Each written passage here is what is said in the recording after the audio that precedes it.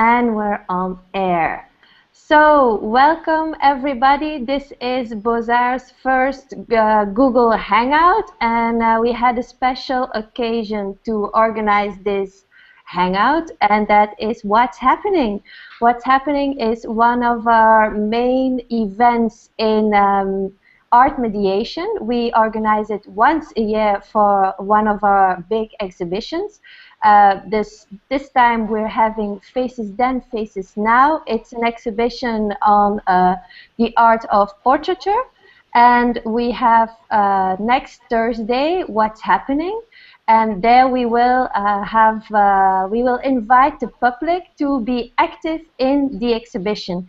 And the active part is the reason why I have invited Julie Rodins and Walter Boucher of Matchbox Vis-à-Twee, who will enlighten us on how they will engage the public to be active around the works of art. So I'll start with giving the words to Julie. She will talk to us. So how did she start the preparations for this event? All right. Hello, first of all. Hi, Elia and Wouter. Nice to meet you on this Hangout. So where did we start? It's a rather broad question.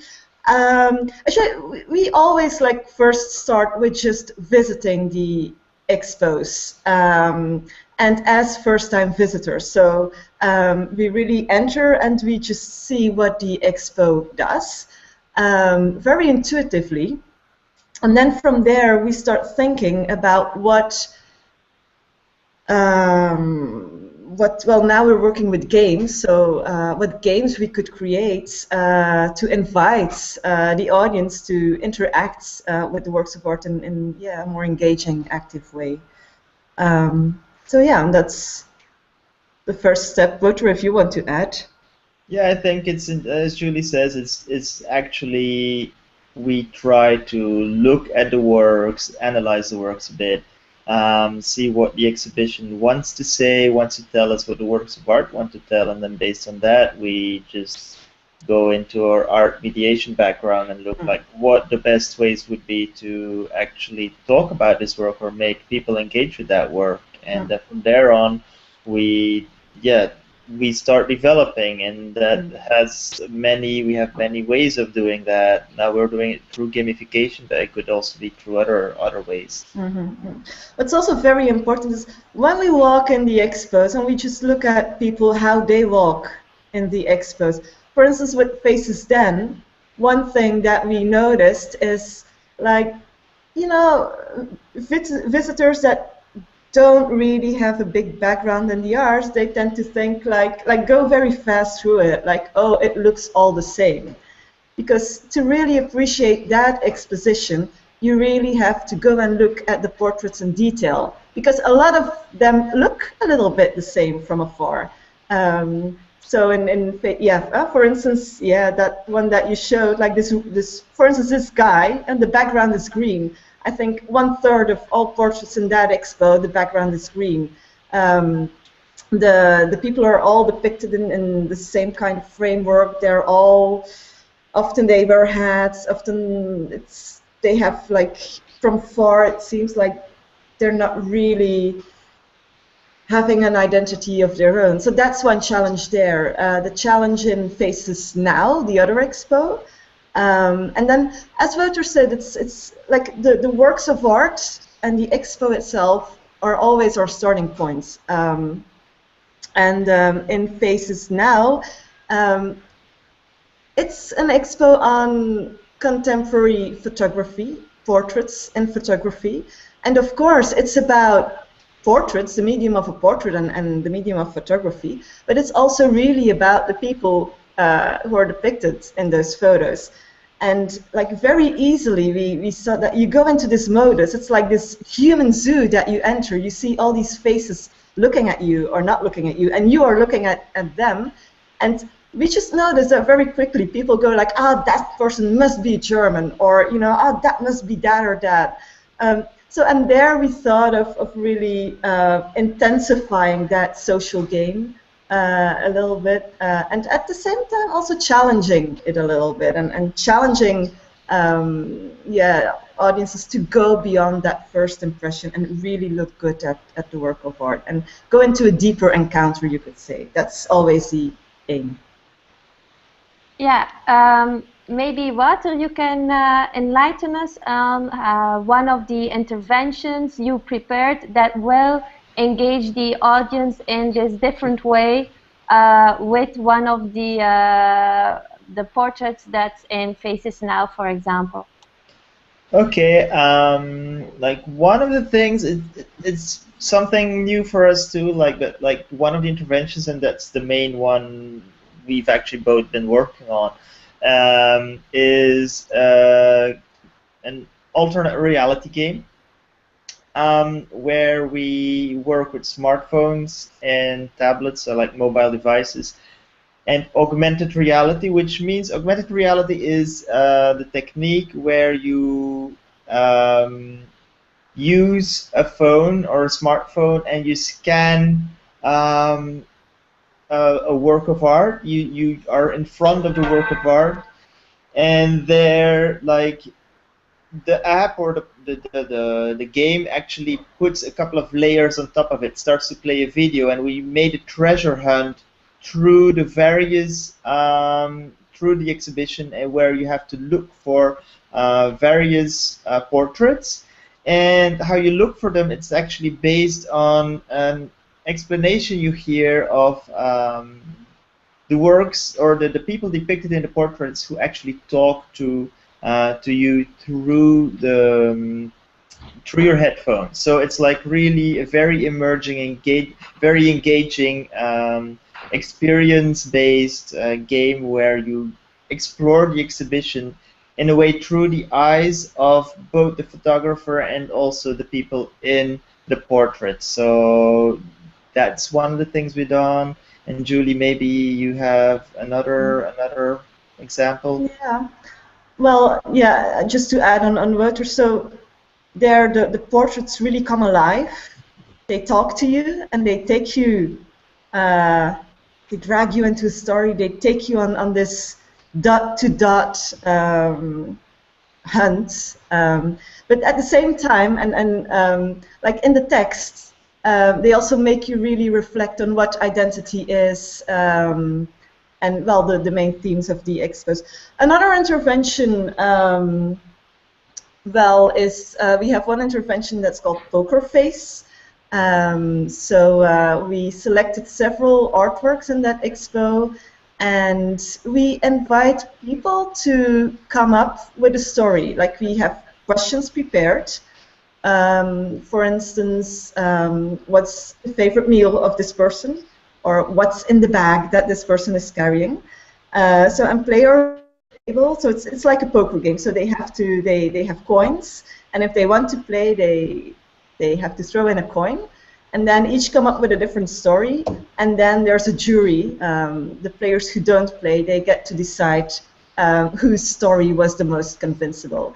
And what's great about this, we've done it already a couple of times, and in order to get really a good story, the participants, they really have to look good at the work of art and find reasons for their story. For instance, if the question is, what is this girl carrying, what's in her bag, then you'll see that they'll look at the person herself, at the background, and to make up the story, they're going to play with all the elements present in the artwork to come up with a decent story. So that's, again, one example of how through a game, basically, you can have people, like, invite people to really have a deep encounter with the work of art. So, so in what way will you engage the audience that might be shy to participate? Because we go to an exhibition, and actually a normal visit would be you go, you'll be silent, you're in front of the works of art, and then you leave, and actually maybe you have talked to the person who came with you, but here we invite people to exchange, but they might be shy, they might be not willing to share. how can we overcome these hesitations of people? Well, one thing that's really important is that in all our different interventions, we have different steps. Like you'll always have the people who are just going to jump in and who are just going to participate, but then you'll also have people who just look a little bit like from the side, and all our interventions are a comment on the work of art itself. So you can also watch the intervention going on and already get something out of it for yourself. So that's very important, these different layers to me.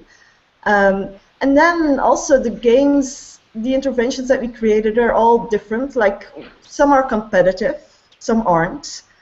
Some are played in group, some are played individual. So these are all things, like some people are competitive, some really don't like it at all. So they might choose for the non-competitive games.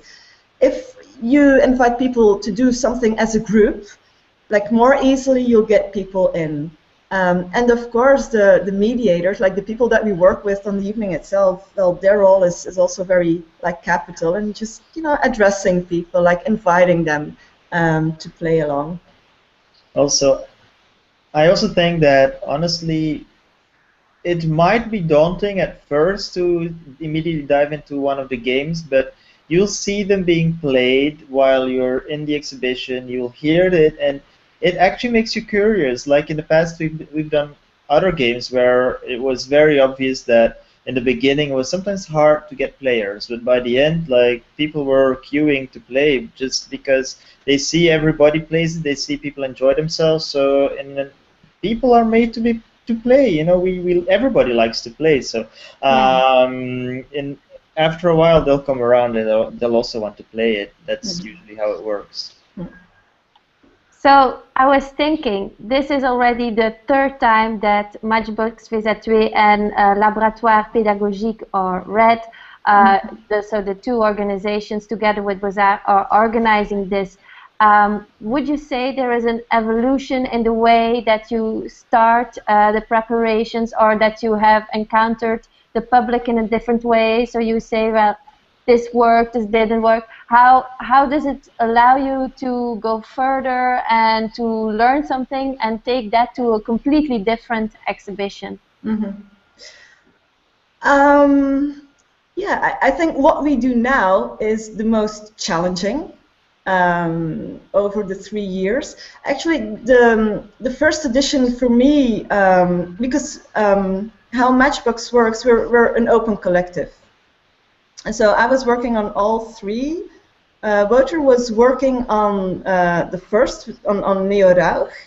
There we already developed a game, but not on the second. Like last year for Borremans, the expo, I worked together with Caroline Petrick. But I think, yeah, like Wouter, you can also join in. But that first one, well, then I was also training the guides of BOZAR, and the aim was also to have them into our intervention. So I did one with visual thinking strategies, one technique that they learned that they could also do on the evening itself. The game then that Wouter and I created, I think it was for us a first try out of what it could be, and I think that now we are going much further with game design. It's also a choice, I think. Like in the first time, I think the main focus was really on exploring these art mediation techniques that were new. I think the second time was more focused or geared towards like how could you really take an exhibition and think in a more artistic way about engaging the audience while not forgetting what the artist is actually wants to tell or with the exhibition. And I think right now we're more advanced, and we're really thought about that it's very interesting to meet the people in the exhibition by means of games, because that's the whole idea that we base ourselves on this sentence of this quote of Plato. What is it again? You can discover more about the person in 1 hour of play than in 1 year of conversation. Well, yeah, Yeah, that's the quote that inspired us. that inspired us, and like we really right now we also feel there's a big interest in gamification and in these alternate reality games, also in the museum, and see how we can use these mediation techniques that we actually used in the past two editions, how we can now apply these techniques in a more game-like environment, because we really think it fits for this exhibition. Yeah. Yeah. Yeah, I mean, I'm again using VTS, also other techniques, artful thinking, game design, of course, but it's not as obvious. If you know visual thinking strategies very well, you might see where I fitted it in, but basically, but Wouter and I, like, we just play with all these techniques and different forms. One thing that I wanted to add on my collaboration of last year with Caroline Petrick and the Boudemans Expo, for me that was really capital also, because with Caroline I worked really deep on the theme of an encounter, of meeting somebody. And there we made a really radical choice. We weren't in the expo itself, because we felt that the works of Boudemans didn't really want to get into a dialogue with the visitors. So we were just at the end outside of the expo. But so with her, I really worked on deep encounters, and that also informed me a lot for this. So I would say the game, like the format of the game, that I took with Wouter from the first, and now we got way further. But I think my collaboration with Caroline from last year really taught me of how deep an encounter can go, and yeah, that's really important to me. And how is the collaboration with RED, Laboratoire Pédagogique, because they have a different approach, and how do you learn something from them in this what's happening? Well, what they will do now is still a big surprise for us too. So I'm going to be really curious. The first 2 years we worked together, like much more like closer. Like we, especially the first year, we came together a lot and brainstormed together. Now I think due of lack of time, that was much harder to organize.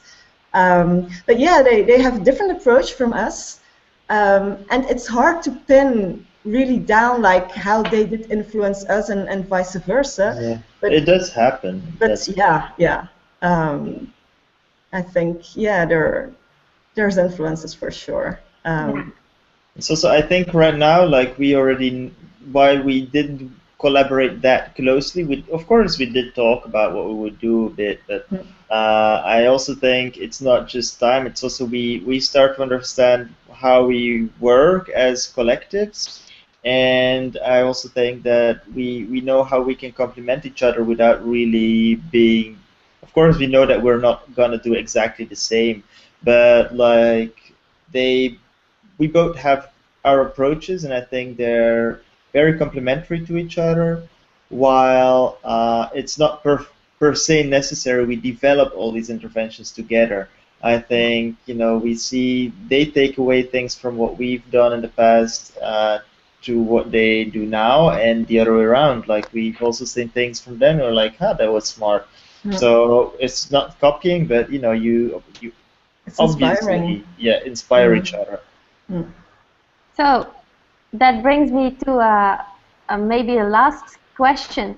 That's how do you see it evolving, this art mediation to the future? Well, because you say, yes, we have this influence from encounters, from gamification. So how do you see the future bringing new aspects to art mediation?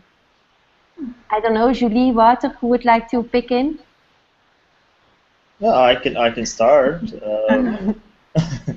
I think it's for sure that we definitely with groups like younger people, students, and it will get more and more for adults too. We live in a society that's rapidly changing. Technology becomes omnipresent. We also like gamification. We don't really realize it, but the idea of gamification is being put in our daily life all the time, even unconsciously.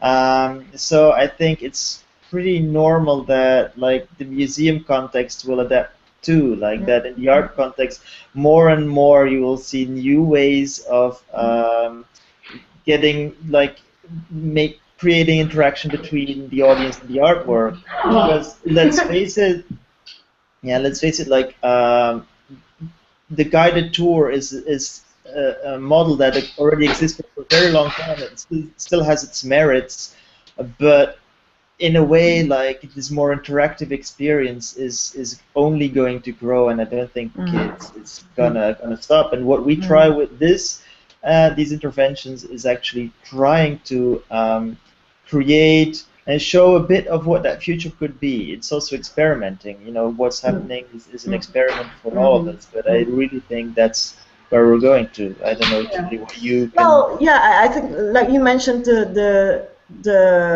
guided tours, and that's like still the norm, I'd say. One thing that's very convincing for me is that in pedagogical studies, like it's clear that people learn more when you put them in an active, engaging situation than in the format of, for instance, a guided tour where they just have to listen to somebody. So A, people take more from an interactive experience. I think B, it's usually more fun. Well, I think it's more fun. But what's important for me, and that's in like guided tours as well as art education or art mediation projects, for me, what has to be central is the artwork. And yes, it's important, like if you have certain skills that the participants develop in the meantime, and that's art education stresses a lot on that.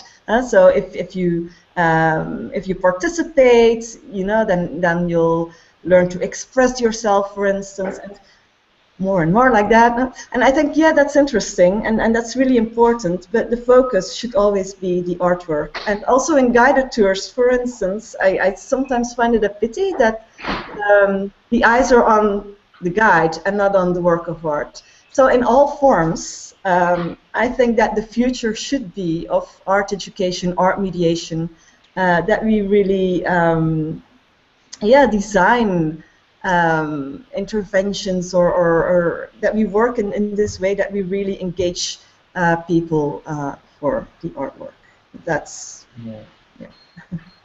and maybe want to add a last little thing, and that's it's just adding what Julie says, that for us the most important thing in every intervention, and I think that's also towards the future like that, it is only about the relation between the viewer and the artwork, like what other people told about the work, or like the whole art history is around the work, it's still important, but I really think, and I strongly believe, that it's the best encounter you can have with the art is by really watching it closely and think for yourself what it could mean for you, and what it